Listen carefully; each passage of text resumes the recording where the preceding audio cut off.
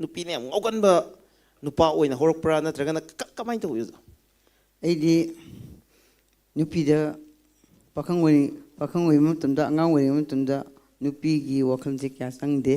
ꯑꯩ ꯃꯔꯨꯑꯣꯏꯅ ꯑꯩꯈꯣꯏ ꯁꯣꯁꯤꯌꯦꯜ ꯋꯥꯔꯀꯔ ꯑꯣꯏꯅ ꯁꯣꯝꯗ ꯆꯪꯖꯩ. ꯑꯗ ꯅꯨꯄꯤ ꯊꯤꯕꯒꯤ ꯋꯥꯈꯜꯂꯣꯟꯁꯤ ꯂꯩꯔꯝꯗꯦ. ꯑꯗꯨꯕꯨ ꯑꯩꯈꯣꯏ ꯆꯍꯤꯁꯤ ꯌꯥꯝꯅ ꯀꯩꯅꯣꯒꯤ ꯑꯩꯈꯣꯏ ꯅꯨꯄꯤ ꯊꯤꯅꯤꯡꯕꯒꯤ ꯋꯥꯈꯜꯁꯦ ꯑꯩꯈꯣꯏꯗ ꯍꯥꯟꯅ ꯁꯣꯁꯤꯌꯦꯜ ꯋꯥꯔꯀꯔ ꯑꯣꯏꯔꯛꯄꯗꯨꯗ ꯑꯩꯈꯣꯏꯒꯤ ꯃꯗꯨ ꯋꯥꯈꯜ ꯂꯩꯔꯝꯗꯦ. ꯑꯗꯨꯕꯨ ꯅꯣꯡꯃ ꯈꯛꯇꯪ ꯑꯩꯈꯣꯏ ꯃꯁꯤ ꯁꯨꯝ ꯍꯧꯖꯤꯛ ꯂꯧꯔꯤꯕ ꯑꯩꯈꯣꯏ ꯅꯣꯏ ꯕꯕꯤ ꯍꯥꯏꯇꯥꯔꯦ, ꯃꯁꯤ ꯊꯦꯡꯅꯕ ꯃꯇꯝꯗꯗꯤ ꯃꯥꯁꯦ ꯑꯩꯗ ꯁꯨꯝ ꯂꯧꯔꯁꯤꯔꯥ ꯍꯥꯏꯕ ꯋꯥꯈꯜꯂꯣꯟꯁꯦ ꯑꯩꯉꯣꯟꯗ ꯐꯥꯎꯈꯤꯕ ꯑꯃ ꯂꯩ. ꯑꯗꯨ ꯐꯥꯎꯈꯤꯕ ꯑꯃꯗꯨꯗꯒꯤ ꯑꯩꯈꯣꯏꯅ ꯁꯨꯝ ꯄ꯭ꯔꯣꯄꯣꯁ ꯇꯧꯔꯛꯄꯗꯨꯗ ꯁꯨꯝ ꯌꯥꯝꯅ ꯀꯨꯏꯅ ꯑꯩꯈꯣꯏ ꯀꯩꯅꯣ ꯇꯧꯗꯦ. ꯑꯩꯈꯣꯏ ꯀꯨꯏꯅ ꯅꯨꯡꯁꯤꯅꯗꯦ. ꯑꯩꯈꯣꯏ ꯑꯍꯟꯁꯤꯡꯁꯨ ꯍꯥꯏ ꯂꯧꯒꯗꯕ ꯅꯨꯄꯤꯗꯤ ꯀꯨꯏꯅ ꯂꯣꯏꯅꯕ ꯌꯥꯗꯦ. ꯍꯦꯛ ꯂꯧꯒꯗꯕ ꯃꯤꯗꯤ ꯍꯦꯛ ꯂꯧ ꯍꯥꯏꯗꯅ ꯑꯩ ꯑꯣꯡꯂꯤ ꯊꯥ 3 ꯈꯛꯇꯅꯤ ꯑꯩꯈꯣꯏ ꯈꯪꯅꯩ ꯑꯗꯨꯝ ꯂꯧꯔꯦ ꯑꯗꯨꯝ. ꯑꯣꯀꯦ, ꯊꯥ 3ꯁꯤꯗꯤ ꯑꯩꯈꯣꯏ ꯑꯣꯖꯥꯅ ꯍꯥꯟꯅ ꯄ꯭ꯔꯣꯄꯣꯁ ꯇꯧꯕ꯭ꯔꯥ? ꯑꯩꯅ ꯍꯥꯟꯅ ꯄ꯭ꯔꯣꯄꯣꯁ ꯇꯧꯋꯦ. ꯑꯣꯖꯥꯅ ꯄ꯭ꯔꯣꯄꯣꯁ ꯇꯧꯋꯤ. ꯑꯗꯨ ꯑꯣꯖꯥꯅ ꯅꯨꯡꯁꯤ ꯅꯨꯡꯉꯣꯟꯒꯤ ꯃꯇꯥꯡꯗ ꯌꯥꯝ ꯀꯟꯅ ꯈꯪꯗꯦ ꯍꯥꯏꯁꯦ ꯂꯥꯜꯂꯦ. ꯑꯣꯖꯥꯅ ꯔꯥꯏꯠ ꯄꯔꯁꯟꯗꯣ ꯊꯦꯡꯅꯗꯕꯩꯅꯦ. ꯑꯩ ꯑꯪꯀꯜꯗ ꯑꯃꯨꯛ ꯂꯥꯛꯆꯒꯦ. ꯍꯣꯏ, ꯌꯥꯎꯈꯤ. ꯑꯗꯨ ꯑꯩꯅ ꯁꯨꯝ ꯍꯥꯟꯅ ꯁꯨꯝ ꯊꯥꯒꯠꯈꯤꯕ ꯄꯨꯝꯅꯃꯛ, ꯑꯗꯨꯒ ꯑꯩꯅ ꯇꯧꯈꯤꯕ ꯃꯌꯥꯝ ꯑꯗꯣ ꯈꯪꯅꯤꯡꯗꯨꯅ ꯑꯗꯨꯒ ꯁꯔꯆ ꯇꯧꯈꯤꯕ ꯌꯥꯎꯋꯤ. ꯑꯣꯖꯥ, ꯑꯗꯨꯒ ꯋꯥꯍꯪ ꯑꯃꯅ ꯑꯩꯈꯣꯏꯒꯤ ꯑꯣꯖꯥꯒ ꯑꯩꯈꯣꯏ ꯑꯟꯇꯤꯁꯤꯒ ꯈꯠꯅ ꯆꯩꯅꯕ ꯈꯣꯠꯅꯕ ꯁꯨꯝ ꯊꯣꯛꯂꯛꯄ ꯀꯥꯟꯗ ꯑꯗꯨꯝ ꯌꯥꯎꯔꯝꯒꯗꯧ ꯃꯥꯜꯂꯦꯀꯣ. ꯑꯃꯨꯛ ꯑꯅꯤꯔꯛꯀꯨꯝꯕꯩ ꯋꯥꯔꯤꯅꯤ, ꯌꯥꯝ ꯇꯣꯏꯅ ꯈꯠꯅꯔꯝꯗꯧꯗꯤ ꯃꯥꯟꯗꯦ ꯑꯣꯖꯥꯁꯦ. ꯑꯗꯣ ꯀꯅꯥꯅ ꯍꯥꯟꯅ ꯌꯥꯝ ꯊꯨꯅ ꯌꯥꯁꯟꯅꯅꯕ ꯍꯣꯠꯅꯩ? ꯃꯗꯨꯗꯤ ꯑꯩꯅ. ꯑꯣꯀꯦ. ꯁꯣꯔꯤꯁꯤ ꯑꯣꯖꯥꯅ ꯍꯥꯏꯕ꯭ꯔꯥ ꯀꯅꯥꯅ ꯍꯥꯏ? ꯁꯣꯔꯤꯁꯦ ꯅꯨꯄꯤꯅ ꯂꯥꯜꯂꯁꯨ, ꯑꯩꯅ ꯆꯨꯝꯂꯁꯨ, ꯑꯩꯅ ꯁꯨꯝ ꯁꯣꯔꯤ ꯑꯗꯨꯝ ꯍꯥꯏꯔꯦ. ꯁꯣꯔꯤ ꯍꯥꯏꯔꯦ. ꯀꯩꯒꯤꯗꯃꯛ ꯍꯥꯏꯔꯤꯕꯅꯕꯨ ꯏꯃꯨꯡꯁꯤ ꯏꯪꯅ ꯇꯞꯅ ꯂꯩꯕ ꯌꯥꯅꯕꯒꯤꯗꯃꯛꯇ ꯍꯥꯏꯗꯕ ꯌꯥꯗꯅ ꯍꯥꯏꯈꯤꯕꯅꯤ. ꯑꯪꯀꯜ, ꯑꯗꯨꯗꯤ ꯂꯥꯛꯆꯒꯦ. ꯑꯩ ꯑꯣꯖꯥ ꯃꯥꯏꯕꯣꯟꯗ ꯑꯃꯨꯛ ꯂꯥꯛꯆꯒꯦ. ꯑꯣꯖꯥ ꯋꯤꯠ ꯑ ꯂꯣꯠ ꯑꯣꯐ ꯄꯦꯁꯦꯟꯁ ꯉꯁꯥꯏꯗꯒꯤ ꯇꯥꯕꯤꯔꯤ. ꯑꯗꯨꯒ ꯑꯩꯈꯣꯏꯒꯤ ꯑꯣꯖꯥꯒꯤ ꯁꯤꯚꯤꯜ ꯁꯣꯁꯥꯏꯇꯤ ꯑꯣꯔꯒꯅꯥꯏꯖꯦꯁꯟꯒꯤ ꯖꯔꯅꯤ, ꯑꯗꯨꯒ ꯑꯣꯖꯥꯅ ꯉꯁꯤ ꯀꯟꯕꯤꯔꯤꯕ ꯃꯐꯝ ꯍꯥꯏꯕ ꯇꯥꯔꯦ, ꯃꯅꯤꯄꯨꯔꯕꯨ ꯅꯨꯡꯁꯤꯖꯕ, ꯑꯥꯏꯗꯤꯌꯥ ꯑꯣꯐ ꯃꯅꯤꯄꯨꯔꯗ ꯊꯥꯖꯕ ꯃꯤꯁꯛ ꯑꯃ ꯑꯣꯏꯅ ꯑꯣꯖꯥꯗ ꯑꯩꯅ ꯍꯪꯖꯅꯤꯡꯕꯁꯦ, ꯏꯔꯝꯗꯝ ꯏꯔꯩꯄꯥꯛꯁꯤ ꯑꯣꯖꯥꯒꯤ ꯊꯃꯣꯏꯗ ꯀꯗꯥꯏ ꯐꯥꯎꯕ ꯅꯨꯡꯁꯤ? ꯋꯥꯍꯪꯁꯦ ꯍꯪ ꯇꯥꯔꯒꯗꯤ ꯑꯣꯖꯥ ꯀꯃꯥꯏꯅ ꯄꯥꯎꯈꯨꯝ ꯄꯤꯕꯤꯒꯅꯤ? ꯃꯁꯤ ꯑꯩꯅ ꯈ꯭ꯋꯥꯏꯗ ꯃꯅꯤꯄꯨꯔꯁꯤ ꯑꯩꯁꯨ ꯅꯨꯡꯁꯤꯖꯕ ꯑꯃꯅꯦꯅ ꯂꯧꯖꯩ. ꯏꯊꯟꯇ ꯅꯠꯇꯦ, ꯑꯩꯈꯣꯏ ꯀꯝꯃ꯭ꯌꯨꯅꯤꯇꯤ ꯄꯨꯝꯅꯃꯛꯅ ꯃꯅꯤꯄꯨꯔꯁꯤ ꯏꯔꯝꯗꯝꯅꯤ. ꯑꯗꯨꯒ ꯃꯅꯤꯄꯨꯔꯁꯤ ꯑꯩꯈꯣꯏꯒꯤ ꯑꯃꯠꯇ ꯉꯥꯏꯔꯕ ꯂꯩꯕꯥꯛ ꯑꯃꯅꯤ. ꯑꯩꯈꯣই ꯁꯤꯗ ꯍꯧꯔꯛꯄꯅꯤ ꯍꯥꯏꯕꯒꯤ ꯊꯥꯖꯕ ꯃꯈꯥꯗ ꯂꯩꯖꯕ ꯖꯥꯇꯤ ꯑꯃꯅꯤ. ꯃꯁꯤꯒꯨꯝꯕ ꯌꯥꯝꯅ ꯃꯅꯤꯄꯨꯔꯁꯤꯕꯨ ꯑꯁꯨꯛꯀꯤ ꯃꯇꯤꯛ ꯅꯨꯡꯁꯤꯅ ꯃꯅꯤꯄꯨꯔꯁꯤꯕꯨ ꯀꯃꯥꯏꯅ ꯁꯦꯝꯒꯠꯄꯗ ꯌꯥꯎꯈꯤꯕ ꯖꯥꯇꯤꯁꯤꯗ ꯑꯩꯅ ꯈꯤꯇꯪ ꯄꯦꯟꯗꯕ ꯑꯃꯈꯛ ꯍꯥꯟꯅ ꯍꯥꯏꯖꯒꯦ. ꯃꯁꯤ ꯑꯩꯈꯣꯏ ꯀꯕꯨꯏ ꯍꯥꯏꯕ, ꯔꯣꯡꯃꯩ ꯖꯥꯇꯤ ꯍꯥꯏꯕ ꯑꯁꯤ ꯑꯩꯈꯣꯏ ꯃꯔꯨꯑꯣꯏꯕ ꯃꯅꯤꯄꯨꯔꯁꯤꯗ ꯏꯇꯤꯍꯥꯁꯇ ꯁꯧꯋꯟꯅꯔꯛꯄꯗ ꯌꯥꯎꯔꯛꯄ ꯖꯥꯇꯤ ꯑꯃꯅꯦꯅ ꯑꯩ ꯊꯝꯖꯒꯦ. ꯃꯁꯤ ꯀꯩꯒꯤꯗꯃꯛꯇ ꯑꯩꯅ ꯃꯁꯤ ꯍꯥꯏꯔꯤꯕꯅꯣ ꯍꯥꯏꯕꯁꯤ, ꯃꯅꯤꯄꯨꯔ ꯍꯥꯏꯕ ꯁꯦꯝꯒꯠꯄ ꯑꯁꯤꯗ ꯑꯩꯈꯣꯏꯒꯤ ꯆꯥꯎꯔꯕ ꯊꯧꯗꯥꯡ ꯑꯃ, ꯑꯗꯨꯒ ꯃꯅꯤꯄꯨꯔ ꯂꯩꯕꯥꯛ ꯑꯁꯤ ꯀꯜꯂꯛꯄ ꯑꯁꯤꯗ ꯑꯩꯈꯣꯏꯒꯤ ꯖꯥꯇꯤ ꯑꯁꯤꯁꯨ ꯑꯃꯅꯦ ꯂꯧꯖꯩ. ꯑꯩꯈꯣꯏꯗꯒꯤ ꯍꯦꯟꯅ ꯖꯥꯇꯤ ꯑꯇꯣꯞꯄꯅ ꯍꯦꯜꯂꯤ ꯍꯥꯏꯕꯗꯨ ꯑꯩꯗꯤ ꯂꯩꯔꯝꯒꯗ꯭ꯔꯁꯨ ꯃꯥꯟꯗꯦ. ꯑꯗꯨꯒꯨꯝꯕ ꯊꯝꯖꯒꯦ. ꯑꯗꯨꯒꯨꯝꯕ ꯖꯥꯇꯤ ꯑꯃꯅ ꯑꯩꯈꯣꯏ ꯌꯥꯝ ꯆꯥꯎꯅ ꯈꯜꯂꯒ ꯂꯩꯖꯕ ꯖꯥꯇꯤꯁꯤꯗ ꯍꯟꯗꯛꯁꯦ ꯑꯩ ꯈꯤꯇꯪ ꯄꯦꯟꯍꯧꯗꯕ ꯑꯃꯈꯛ, ꯑꯁꯨꯛꯀꯤ ꯃꯇꯤꯛ ꯅꯤꯡꯊꯧꯒꯤ ꯃꯇꯝꯗꯒꯤ ꯃꯅꯤꯄꯨꯔꯒꯤ ꯏꯇꯤꯍꯥꯁꯁꯦ ꯑꯩꯈꯣꯏ 2000ꯒꯤ ꯏꯇꯤꯍꯥꯁ ꯂꯩꯔꯕ, 3ꯒꯤ ꯏꯇꯤꯍꯥꯁ ꯂꯩꯔꯕ ꯍꯥꯏꯕꯁꯤ ꯑꯩꯈꯣꯏꯁꯨ ꯃꯗꯨꯒꯤ ꯏꯇꯤꯍꯥꯁꯇ ꯌꯥꯎꯔꯤꯕ ꯖꯥꯇꯤ ꯑꯃꯅꯤ. ꯑꯗꯨꯗ ꯁꯨꯃꯥꯏꯅ ꯂꯥꯛꯄ ꯑꯁꯤꯗ ꯑꯩꯈꯣꯏꯅ ꯍꯟꯗꯛ ꯈꯛꯇꯪ ꯆꯍꯤ ꯑꯁꯨꯛ ꯂꯩꯃꯤꯟꯅꯔꯛꯄ, ꯅꯨꯡꯁꯤ ꯆꯥꯟꯅꯅ ꯂꯩꯃꯤꯟꯅꯔꯛꯄ ꯁꯤꯗ ꯑꯩꯈꯣꯏꯅ ꯈꯤꯇꯪ ꯄꯦꯟꯖꯗꯕ ꯍꯥꯏꯕꯕꯨ, ꯑꯩꯈꯣꯏꯅ ꯍꯟꯗꯛ ꯑꯩꯈꯣꯏꯒꯤ ꯑꯁꯨꯛꯀꯤ ꯃꯇꯤꯛ ꯅꯨꯡꯉꯥꯏꯈꯤꯗꯕ ꯍꯥꯏꯕꯕꯨ, ꯍꯟꯗꯛ ꯃꯅꯤꯄꯨꯔ ꯒꯚꯔꯟꯃꯦꯟꯠꯅ ꯑꯩꯈꯣꯏ ꯖꯥꯇꯤꯒꯤ ꯂꯩꯐꯝ, ꯌꯥꯝꯅ ꯃꯅꯤꯄꯨꯔꯗ ꯂꯩꯖꯔꯒ, ꯆꯤꯡꯗ ꯂꯩꯖꯔꯒꯁꯨ ꯇꯝꯗ ꯂꯥꯛꯄꯗ ꯆꯍꯤ 100-150 ꯂꯩꯔꯛꯂꯕ ꯖꯥꯇꯤ ꯑꯃꯒꯤ ꯂꯩꯐꯝ, ꯃꯅꯤꯄꯨꯔꯒꯤꯁꯨ ꯍꯤꯁꯇ꯭ꯔꯤ ꯑꯣꯏꯔꯤꯕ ꯑꯩꯈꯣꯏꯒꯤ ꯀꯥꯟꯆꯤꯄꯨꯔꯒꯤ ꯑꯩꯈꯣꯏ ꯅꯤꯡꯊꯧ ꯂꯩꯐꯝ ꯑꯗꯨꯗ ꯂꯪꯊꯕꯥꯜ, ꯆꯤꯡꯊꯛ ꯆꯤꯡꯈꯥ ꯈꯧꯄꯨꯝ ꯑꯁꯤꯗ ꯐꯣꯔꯦꯁꯁꯨ ꯅꯠꯇꯕ, forest act leijari forest area na tabada forest reserve law thok pia de have chu sum leijari bini adu akhoi ki asmaina tawkani haba akhoi jati da ma punamak leidiba punamak asida manipur gi da leidiba akhoi jati da asmaina government of manipur na tawkani haba si akhoi thajabagi wang ma de ne ba ajuda akhoi reserve forest haina tawraga akhoi ningthona tawrumba miyam ningthona leiramba relationship punamak adu subu udabida masi akhoi forest reserve ni raw thoraga demarcation tawraga masigi manipur da leidiba jati gi ningthona tawrumba gi history amakak manghan bagi aju changsilakpa asida khoina pen da adubu yes adubu yes akhoi manipur si kyamuk nungsige haibabu hakchang soktanaba thamoida phawriba nungsiba isana phawriba isa si aina isa si yam nungsijaba ai si nabiya de ai sibiya de ai hingwa taka oi hena ai gi thamoida phawriba mak akhoi manipur sisu mang akhoina hingni phaw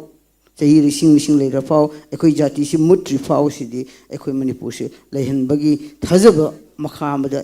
aduk matik nungsina lei phawi koi community punamak isa mak phawi amazing beautiful answer oza aduk ozana makhata hangjening baje manipuri amu oibagi khwaidagi chauthokse baje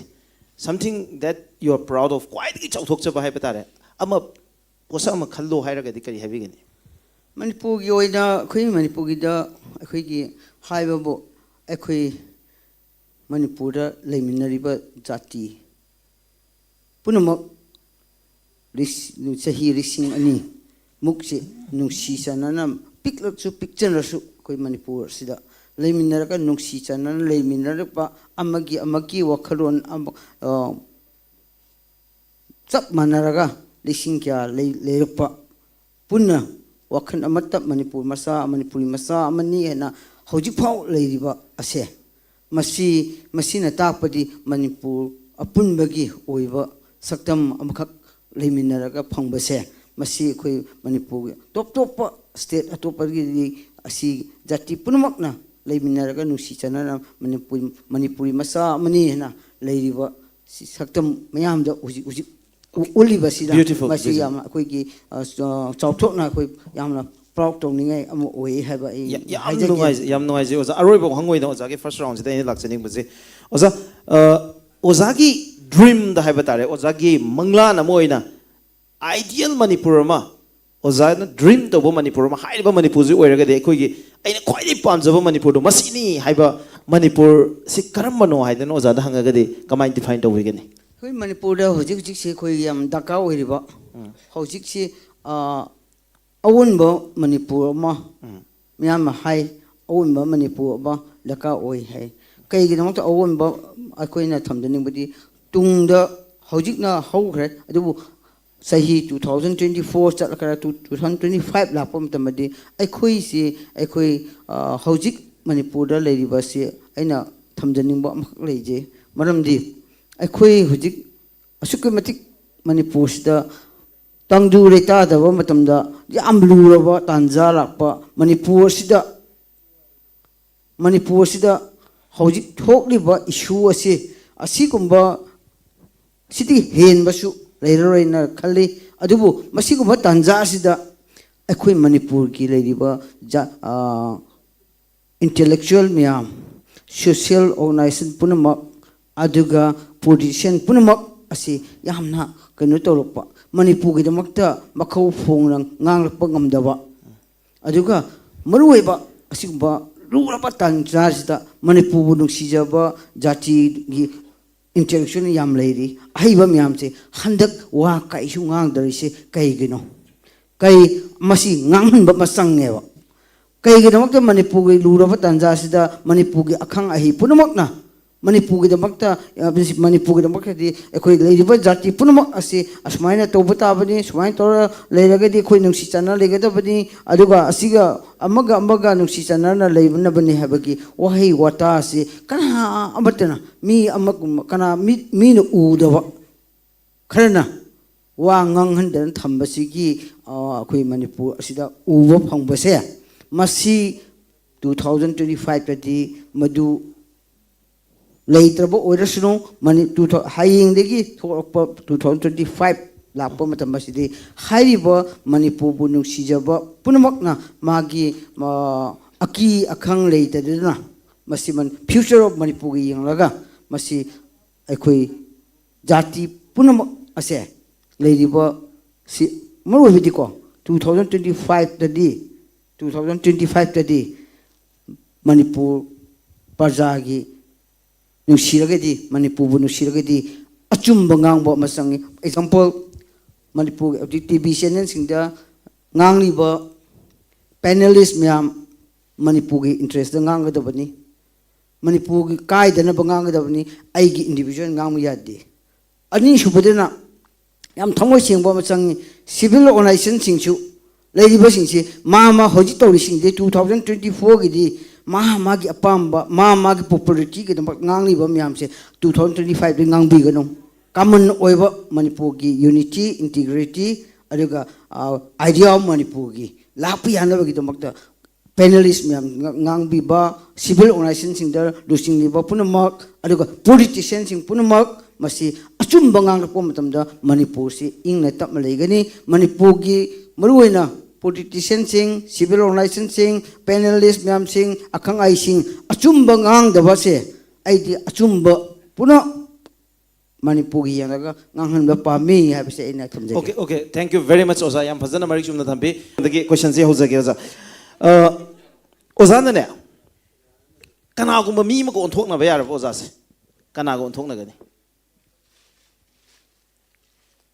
ईश्वरना सेंबीबा माना पामना सेंबीबा असी ओंथोकपगी तंजाजी फंगोइद्राने खल्ली ओंथोकपगी तंजा फंग नोमगी फंगगदी ओजा कना ओंथोकनी केबा नोम ओजा से कनागुम मी म ओंथोकप यायना हाइतारा आई ओंथोकप याय हाजो ओजाना मिरासे नोम ओय यादोइनेबा अंकल जला ओंथोक या हाजो ओजाना नोम ओइदोइनेबा अंकल जला जे कना ओइनिंगेबा ओजाना नोम ओंथोक या तारगदी नोमता मदो ओंथोकपगी तंजाजुदी मसी ऐना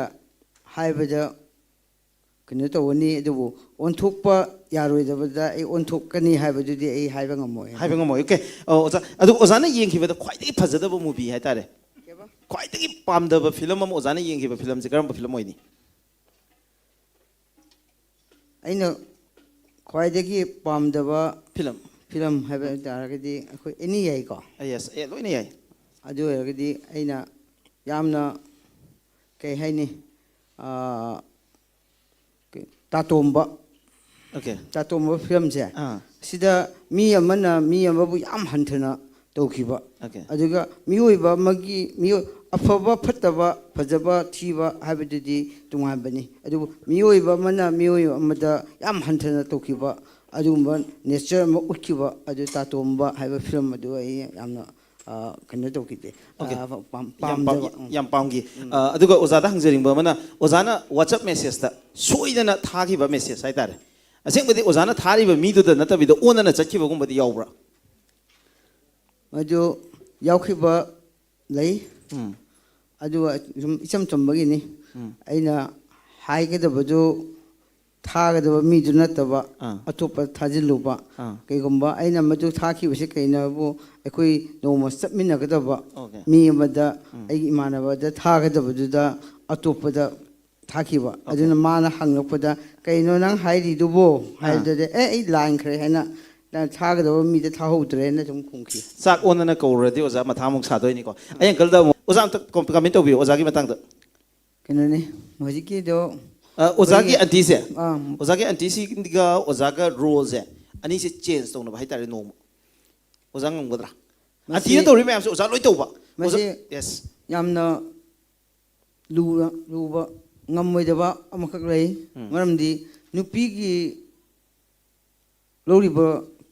इमुंग अमदा लौरिबा रोल से मसी यामना अखोई यामना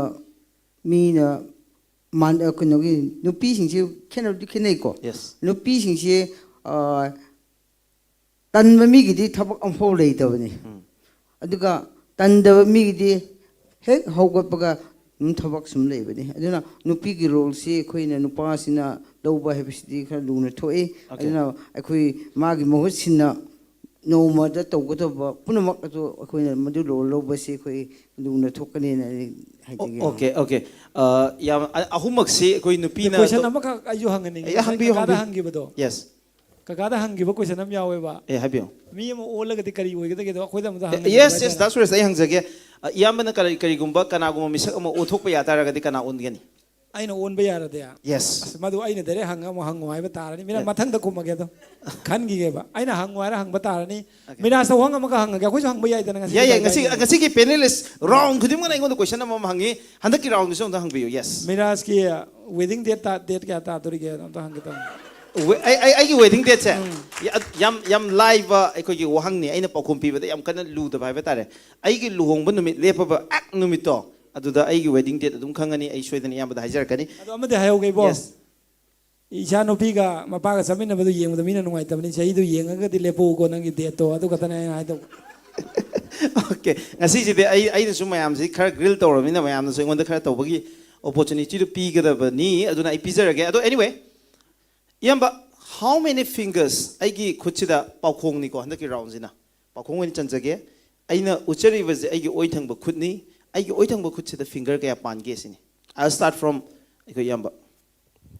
stress oi thang mu khut kya pan ge ba finger kaya pan ge how many fingers manga pali de meng mang uncle kaya pale manga pale oza de manga pale ko sina thumb ko we atai sina 4 fingers question number hangge masi yena roisi debate roi to roisi ko anyway yening mai mut amdi la yamna tai sa da banu pa ne mase yam nungai ta bai adugo yam nungai ta na phugi bodo maning dagi yam nungai ta bai tare ngasai ki sijin andri ngai mamang da thugai da sunga ya da kari no whiskey ju thugai da diga bai thakane po poke to lok thok tar mathak to lok thok tar diga bai thak ya doino okay whiskey whiskey gi ho khubam khubi yam bagi da makta I aina yerum omelette chabani na yerum oina ai da thamja ba mira sa do yerum mudi oe ai gi na mak hujiki to horen de bai na mak sa ai na uda ba khang da bai tare madu example do anyway ai yamana chume maduma adagi mathang ai do ai na palluri poto as na sak to ga sab chane mang haira ka do ne ba aduna ne da okay ai ja beti ko ibong ta gi to ne mira ai sa thyroid na ba thong pani adu ba yam toin tawde sim seng na clear oige okay yam toin tawde yamba da wang ji de tare ba ko asi I don't have any intention ai serial ji lak ba da ta ba ni ko ai kapil sharma so jeng rang di yeng ak pane adana ai sum khara nangon da yes nate yam phasan ta nate handaki wang si bo ba yamba da tare ai deliberate nate ko ai sum serial ni tamona su ai ubira dum khangani ai ko gi sukteng hek theng da na thugai bia ba pochi kari no sukteng hek theng da na thugai bia sukteng theng da na sukteng hek theng da na thugai de kamai thugai do no nate khangde kari no sini okay ai ko gi mathang da ai na sum hangning ba hai tare ngasai si ai ko kanarendra ga kaimo ga kareswar ga mabani gi marakta ai ko gi karamba type of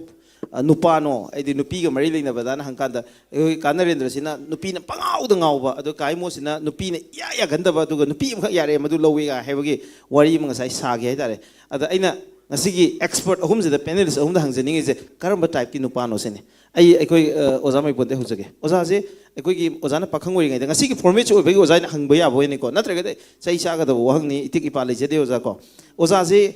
loina magul leiba aduga tongan ba koi gi feel amam da natra ga miyam na masak khangba quality am leiba wangang sangang da ngakdeni ko soidani impressive oi ba mi ngakdeni adubu oza koi gi oza je oza na pakhang oi ngai matam je da nupi ne ngogan ba nupa oina horokpra natra ga na kamai ta uyo ꯑꯩꯗꯤ ꯅꯨꯄꯤꯗ ꯄꯥꯈꯪ ꯑꯣꯏꯕ ꯃꯇꯝꯗ ꯑꯉꯥꯡ ꯑꯣꯏꯔꯤꯉꯩ ꯃꯇꯝꯗ ꯅꯨꯄꯤꯒꯤ ꯋꯥꯈꯜꯁꯦ ꯀꯌꯥ ꯆꯪꯗꯦ ꯑꯩ ꯃꯔꯨꯑꯣꯏꯅ ꯑꯩꯈꯣꯏ ꯁꯣꯁꯤꯌꯦꯜ ꯋꯥꯔꯀꯔ ꯑꯣꯏꯅ ꯁꯣꯝꯗ ꯆꯪꯖꯩ ꯑꯗꯨ ꯅꯨꯄꯤ ꯊꯤꯕꯒꯤ ꯋꯥꯈꯜꯂꯣꯟꯁꯤ ꯂꯩꯔꯝꯗꯦ ꯑꯗꯨꯕꯨ ꯑꯩꯈꯣꯏ ꯆꯍꯤꯁꯤ ꯌꯥꯝꯅ ꯀꯩꯅꯣꯒꯤ ꯑꯩꯈꯣꯏ ꯅꯨꯄꯤ ꯊꯤꯅꯤꯡꯕꯒꯤ ꯋꯥꯈꯜꯁꯤ ꯑꯩꯈꯣꯏꯗ ꯍꯥꯟꯅ ꯁꯣꯁꯤꯌꯦꯜ ꯋꯥꯔꯀꯔ ꯑꯣꯏꯔꯛꯄꯗꯨꯗ ꯑꯩꯈꯣꯏꯒꯤ ꯃꯗꯨ ꯋꯥꯈꯜ ꯂꯩꯔꯝꯗꯦ ꯑꯗꯨꯕꯨ ꯅꯣꯡꯃ ꯈꯛꯇꯪ ꯑꯩꯈꯣꯏ ꯃꯁꯤ ꯁꯨꯝ ꯍꯧꯖꯤꯛ ꯂꯧꯔꯤꯕ ꯑꯩꯈꯣꯏ ꯅꯣꯏ ꯕꯕꯤ ꯍꯥꯏꯇꯥꯔꯦ ꯃꯁꯤ ꯊꯦꯡꯅꯕ ꯃꯇꯝꯗꯗꯤ ꯃꯥꯁꯦ ꯑꯩꯗ ꯁꯨꯝ ꯂꯧꯔꯁꯤꯔꯥ ꯍꯥꯏꯕ ꯋꯥꯈꯜꯂꯣꯟꯁꯦ ꯑꯩꯉꯣꯟꯗ ꯐꯥꯎꯈꯤꯕ ꯑꯃ ꯂꯩ ꯑꯗꯨ ꯐꯥꯎꯈꯤꯕ ꯑꯗꯨꯗꯒꯤ ꯑꯩꯈꯣꯏꯅ ꯁꯨꯝ ꯄ꯭ꯔꯣꯄꯣꯁ ꯇꯧꯔꯛꯄꯗꯨꯗ ꯁꯨꯝ ꯌꯥꯝꯅ ꯀꯨꯏꯅ ꯑꯩꯈꯣꯏ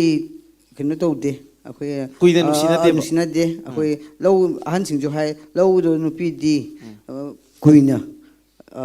ꯂꯣꯏꯅꯕ ꯌꯥꯗꯦ Okay. ꯍꯦꯛ ꯂꯧꯒꯗꯕ ꯃꯤꯗꯤ ꯍꯦꯛ ꯂꯧꯒꯨ ꯐꯥꯗ ꯍꯧꯅ ꯁꯨꯡꯒꯗꯕꯅꯤ ꯂꯧ ꯁꯦ. ꯍꯥꯏꯗꯅ ꯑꯩ ꯑꯣꯡꯂꯤ ꯊꯥ 3 ꯈꯛꯇꯅꯤ ꯑꯩꯈꯣꯏ ꯊꯥ 3 ꯈꯛ ꯈꯪꯅꯩꯌꯦꯕ? ꯈꯪꯅꯩ, ꯑꯗꯨꯝ ꯂꯧꯔꯦ ꯑꯗꯨꯝ ꯑꯣꯀꯦ ꯊꯥ ꯑꯍꯨꯝꯁꯤꯗꯤ ꯑꯩꯈꯣꯏ ꯑꯣꯖꯥꯅ ꯍꯥꯟꯅ ꯄ꯭ꯔꯣꯄꯣꯁ ꯇꯧꯕ꯭ꯔꯥ ꯑꯗꯨꯒ ꯑꯩꯅ ꯍꯥꯟꯅ ꯄ꯭ꯔꯣꯄꯣꯁ ꯇꯧꯋꯦ ꯑꯣꯖꯥꯅ ꯄ꯭ꯔꯣꯄꯣꯁ ꯇꯧꯋꯤ ꯑꯗꯨ ꯑꯣꯖꯥꯅ ꯅꯨꯡꯁꯤ ꯅꯨꯡꯉꯣꯟꯒꯤ ꯃꯇꯥꯡꯗ ꯌꯥꯝ ꯀꯟꯅ ꯈꯪꯗꯦ ꯍꯥꯏꯁꯦ ꯂꯥꯜꯂꯦ ꯑꯣꯖꯥꯅ ꯔꯥꯏꯠ ꯄꯔꯁꯟꯗꯣ ꯊꯦꯡꯅꯗꯕꯩꯅꯦ ꯑꯩ ꯑꯪꯀꯜꯗ ꯑꯃꯨꯛ ꯂꯥꯛꯆꯒꯦ ꯃꯅꯤꯄꯨꯔꯒꯤ ꯂꯨꯔꯕ ꯃꯤꯌꯥꯝꯒꯤ ꯊꯃꯣꯏꯗ ꯐꯥꯎꯔꯤꯕ 2023ꯒꯤ ꯃꯦꯗ ꯊꯣꯛꯈꯤꯕ ꯆꯍꯤ ꯍꯧꯖꯤꯛꯀꯤ ꯊꯥ 18ꯃꯨꯛ ꯆꯪꯁꯤꯜꯂꯕ ꯏꯁꯨ ꯃꯅꯤꯄꯨꯔꯗ ꯂꯩꯔꯤꯕ ꯃꯅꯤꯄꯨꯔꯕꯨ ꯅꯨꯡꯁꯤꯖꯕ ꯄꯨꯝꯅꯃꯛꯀꯤ ꯊꯃꯣꯏꯗ ꯑꯋꯥꯕ ꯇꯥꯔꯤꯕ ꯄꯨꯝꯅꯃꯛ ꯃꯁꯤ ꯑꯩꯈꯣꯏ ꯆꯍꯤ ꯑꯅꯧꯕ ꯂꯥꯛꯄ ꯃꯇꯝꯗ ꯍꯥꯏꯔꯤꯕ ꯑꯋꯥꯕ ꯄꯨꯝꯅꯃꯛ ꯑꯗꯨꯒ ꯑꯃꯒ ꯑꯃꯒ ꯅꯨꯡꯁꯤ ꯆꯥꯟꯅꯅ ꯂꯩꯔꯛꯇ꯭ꯔꯕ ꯑꯗꯨꯒ ꯀꯩ ꯊꯣꯛꯀꯗ꯭ꯔꯅ ꯑꯋꯥꯕ ꯈꯜꯂꯤꯕ ꯄꯨꯝꯅꯃꯛ ꯑꯗꯨ ꯀꯣꯛꯅꯕꯒꯤꯗꯃꯛꯇ 2024ꯗ ꯍꯧꯖꯤꯛ ꯂꯩꯔꯤꯕ 2024 ꯆꯠꯈꯤꯕ ꯑꯗꯨꯁꯤꯗ ꯃꯅꯤꯄꯨꯔꯒꯤ ꯄꯨꯝꯅꯃꯛꯇ ꯑꯋꯥꯕ ꯈꯜꯂꯤꯕ ꯄꯨꯝꯅꯃꯛ ꯑꯉꯥꯡ ꯑꯍꯟ ꯄꯨꯝꯅꯃꯛ ꯃꯅꯤꯄꯨꯔꯗ ꯂꯩꯔꯤꯕ ꯈꯨꯟꯗꯥꯔꯤꯕ ꯖꯥꯇꯤ ꯄꯨꯝꯅꯃꯛꯇ ꯐꯥꯎꯔꯤꯕ ꯑꯁꯤ ꯐꯠꯇꯕ ꯃꯌꯥꯝꯁꯤ ꯑꯁꯤ ꯀꯣꯛꯄ ꯑꯣꯏꯔꯁꯅꯨ ꯑꯗꯨꯒ ꯑꯅꯧꯕ ꯂꯥꯛꯄꯗꯗꯤ ꯑꯅꯧꯕ ꯃꯅꯤꯄꯨꯔ ꯑꯅꯧꯕ ꯆꯍꯤ ꯑꯗꯨꯒ ꯑꯅꯧꯕ ꯋꯥꯈꯜꯂꯣꯟ ꯄꯨꯝꯅꯃꯛꯇ ꯂꯩꯔꯒ ꯏꯪꯅ ꯇꯞꯅ ꯂꯩꯕ ꯃꯅꯤꯄꯨꯔ ꯑꯣꯏꯔꯁꯅꯨ ꯍꯥꯏꯅ ꯑꯩꯅ ꯄꯥꯎꯖꯦꯜ ꯄꯤꯖꯔꯤ ꯑꯣꯖꯥ ꯌꯥꯝ ꯅꯨꯡꯉꯥꯏꯖꯩ ꯃꯊꯪ